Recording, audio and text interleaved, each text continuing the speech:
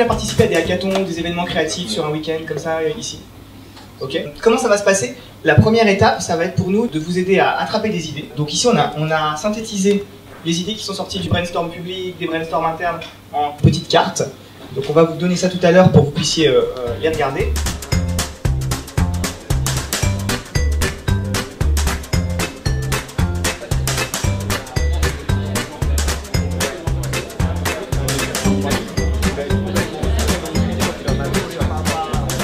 Prenez votre fiche et je vais vérifier moi s'il y a quelqu'un d'autre qui a le même truc, je vous mettrai en fond.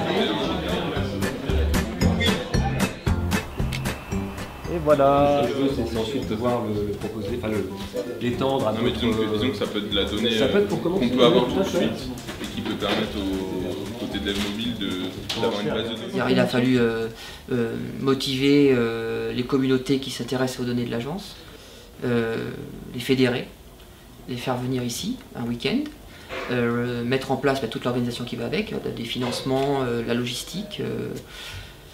Il faut être un peu fou dans la vie, donc c'est un peu mon cas, donc voilà.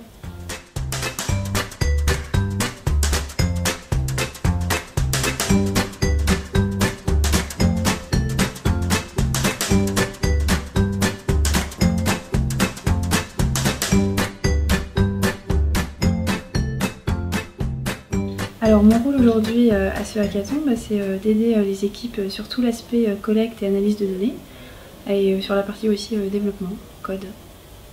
Et puis je trouve ça intéressant pour l'innovation de rassembler des gens qui ne se connaissent pas forcément pour créer de nouvelles choses.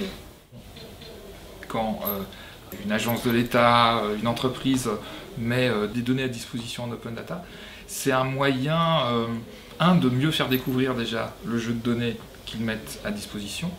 Et puis c'est aussi un moment clé pour faire des usages un peu innovants de ces données, parce que souvent on imagine que les données pourront servir à ceci ou cela, et puis parfois il y a des usages qui sont totalement imprévus et très intéressants. L'innovation, ça se commande pas, hein. Voilà, il y a un côté créatif qu'il faut laisser, et les hackathons sont une bonne occasion d'ouvrir justement cette créativité.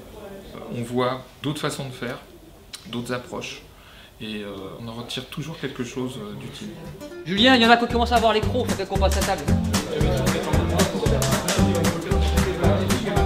Est-ce que c'est bon les enfants?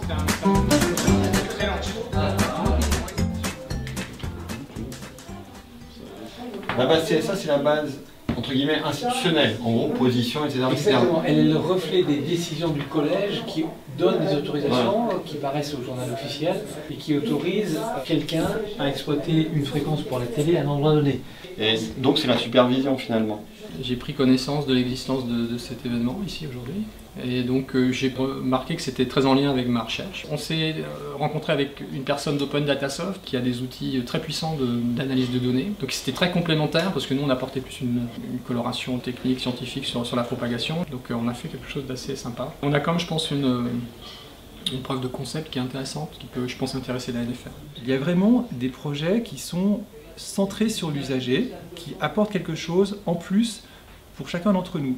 Le spectre est vraiment un bien commun, et effectivement le hackathon peut favoriser une meilleure compréhension des enjeux majeurs qui sont autour du spectre. C'est des enjeux vraiment de société, des enjeux économiques, des enjeux de vivre ensemble. Ça nous donne envie effectivement d'aller plus loin qu'un événement ponctuel et d'organiser une continuité par rapport à cela.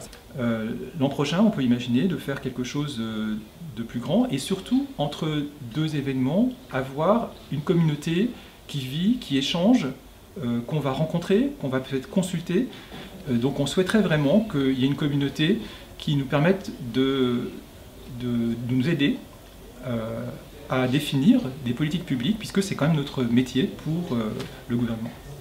Les millions d'utilisateurs de smartphones d'un côté et de transport urbain de l'autre peuvent être intéressés par ce qu'on pourrait appeler une espèce de Waze des ondes, où on pourrait leur indiquer quel est le chemin optimal à prendre en fonction de la couverture réseau cellulaire à tel ou tel endroit. Tout ce qu'on a fait, c'est vraiment aller chercher des bases de données de constructeurs et voir à quel point on pouvait recouper les choses, enrichir les données de la NFR. Et du coup, les données sont en open data enrichies et les modèles avancent, puisque ces messieurs développent un projet open source de calcul de propagation de nom. Donc on a un projet open source avec plus de modèles, plus de données, plus enrichis. Donc voilà, c'est un peu le lien entre tous ces mondes-là qui a été intéressant pendant le week-end. C'est des questions? Ah, évidemment. Ouais. Quelle est la fiabilité des données constructeurs? Au départ, oui, on peut faire plus ou moins confiance. Ce qui est particulièrement intéressant avec la démarche elle-même d'Open Data, on va pouvoir améliorer au fur et à mesure la qualité des données et finalement leur fiabilité. Merci en tout cas, c'était passionnant. C'est vraiment très intéressant ce principe de...